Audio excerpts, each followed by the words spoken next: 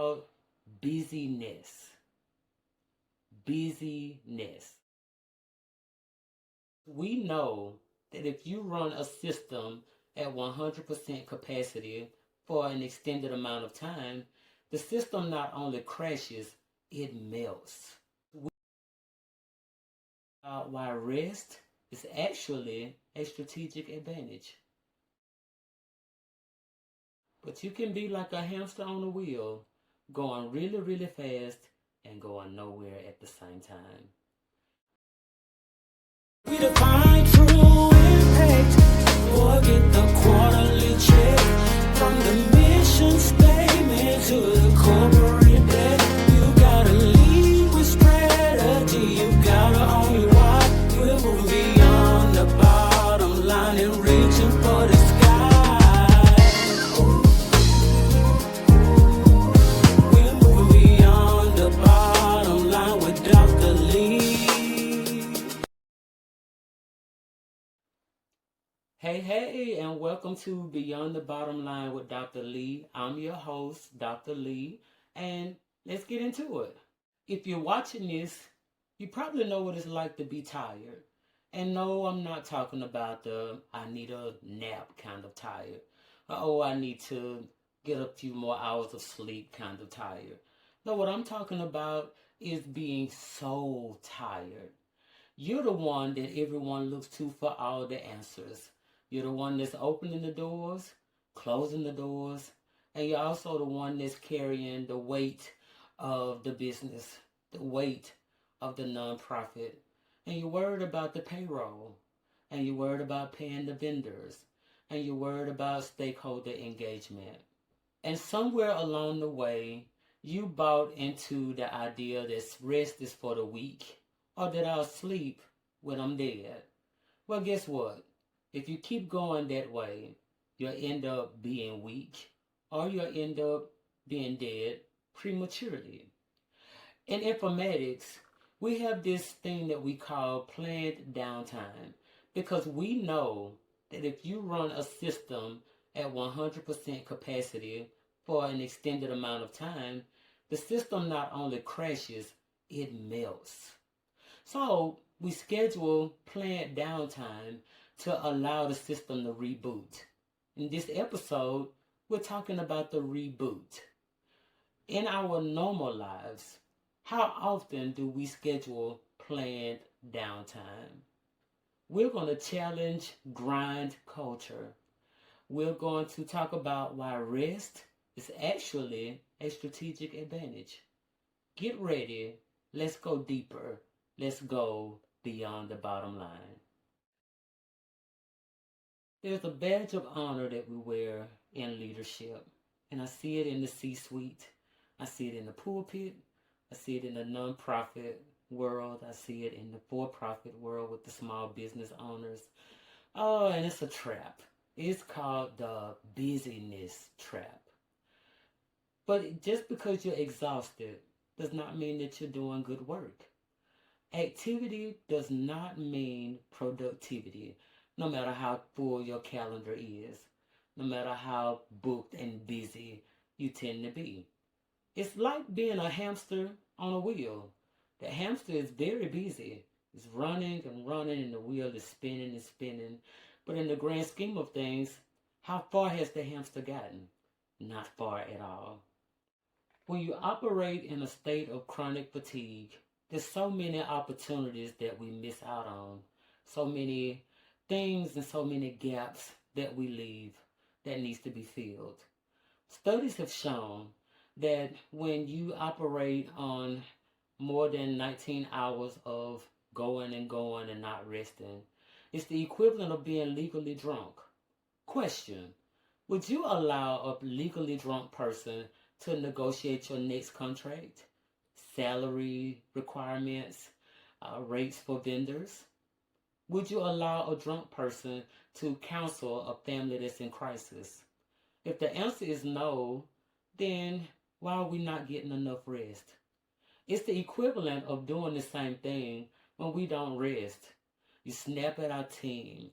We become moody. We leave ourselves open and vulnerable to bad decision making. So we're attacking the grind culture. When you're grinding all the time and not getting enough rest, you're not building a legacy, you're actually eroding it. So we need to reframe the definition. Rest is not doing nothing. Rest is system maintenance. In high performing athletics, athletes spend a lot of money on their recovery.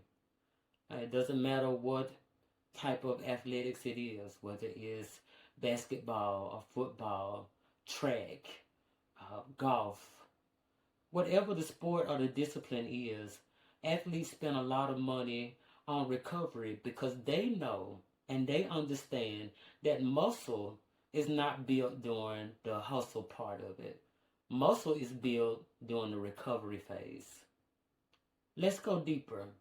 There's a spiritual component of this. Yes, I'm leaning into my spirituality here. There's a principle called Sabbath. In the book of Genesis, the Bible declares how God created all of these different things that we see in the world today in a matter of 6 days. And then on the seventh day, he rested. And it's called Sabbath, a day of rest. And it's not only just that God said, okay, I'm so tired and I just need to rest. And this is God, the supreme being, the creator, the ruler of the universe. But he did it so that it would be an example to man. And even when he gave Moses the 10 Commandments, there was a commandment that said that remember the Sabbath and to keep it holy, to hold it in high regard. Sabbath means that you are to rest. God created man to be able to have a day to rest. God didn't create man to just work as if he was a machine, but that in resting, that is his ability to recharge, is his ability to have things downloaded into him, new thoughts, new ideas, new strategies. And you can't pour from an empty vessel. Sabbath is a time to refocus and regroup. It's a break from all of the grinding that we've done.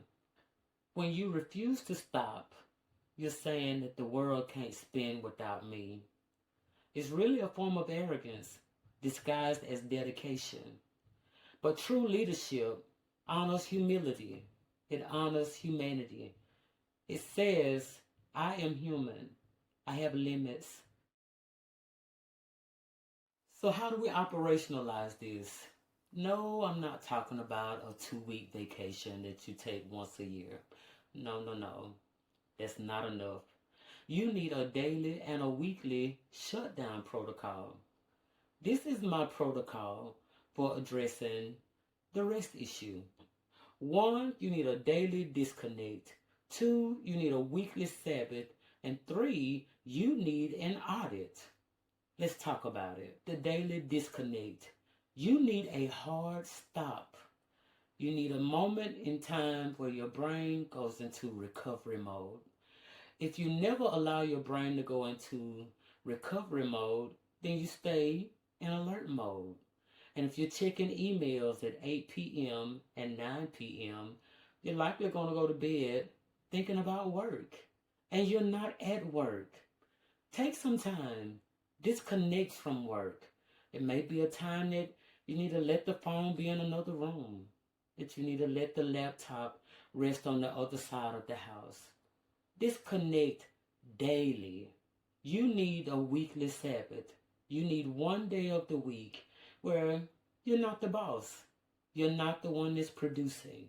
You're not the one that's selling. You're not the one that's counting inventory. You're not the one that's answering calls. You're not available to do all of the work. And if you're the pastor, Sunday is a work day. That means that you need a day outside of Sunday where you're not available, where you are disconnecting from it. Do this on a weekly basis, weekly Sabbath. Now, let me ask you a question. Who all has your phone number, and how available are you to them?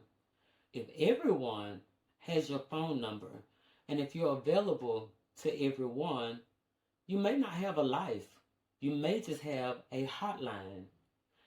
Teach your team to understand the difference between an emergency and someone just wanting you to do something. Because if you're taking calls constantly or just about doing things, being busy, following in the busyness trap, then it's harder for you to disconnect. Try setting office hours. Try having moments where you pull away from all of that. They can go on. The world can continue to spin in your absence. They can handle whatever tragedy comes and occurs while you're away. And then when you come back, you'll be in a healthy headspace and you're able to address the issues at hand. When you're always available, you're never fully present. But when you implement this, you may feel guilty at first. You may feel that you're dropping the ball. But watch the data. Your creativity will spike. Your vision will return and become clearer. You'll begin to notice and to see that things are trending upward for you. Notice this. The system always runs better after a reboot. Okay? You may say, well, that sounds good, Dr. Lee. But let me give you a real world example to further illustrate what I'm talking about. So in 2019, Microsoft Corporation in Japan decided to test out a theory, a hypothesis, that they could be more efficient with 4 days of work instead of 5 days. Keep in mind, Microsoft Japan had 2,300 employees. All of them worked an average of 40 hours a week, 8 hours a day, 5 days a week. So they decided to test out the hypothesis. So they cut the work time from 40 hours a week to 32 hours a week, 8 hours, 4 days a week. And every Friday became a company-wide holiday. No meetings, no calls, no coming into the office. Skeptics predicted disaster. How could Microsoft Japan maintain efficiency by working 20% hours less per week? How would they be able to serve their clients? How would they be able to continue business as normal or as usual? However, keep in mind that Microsoft Japan wasn't as worried about what people thought. They were actually testing a real hypothesis. Let's see what happened. And these are actual figures and numbers from Microsoft Japan's internal report. There was an increase in productivity, a 39.9% increase in sales per employee. There was a decrease in electricity usage, negative 23% to be exact, in office energy consumption. There was a 58.7% decrease in resource wastement and a 92% approval rating of the program among the employees. But here's the most important metric: meeting efficiency.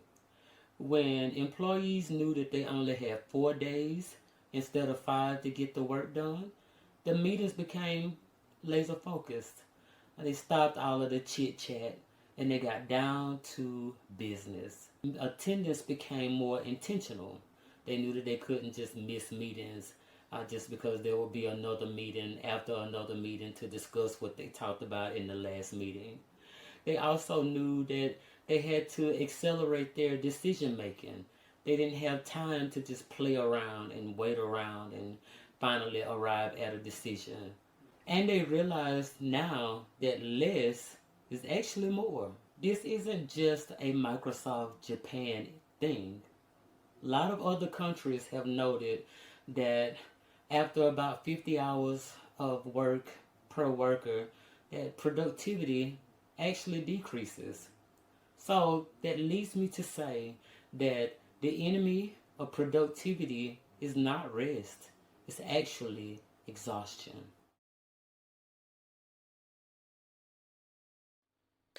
All right, we're going into the nightcap. And in this episode, this segment is the most important. Let me give you permission. Permission to stop. Permission to breathe. Permission to be and exist. Permission to be unavailable.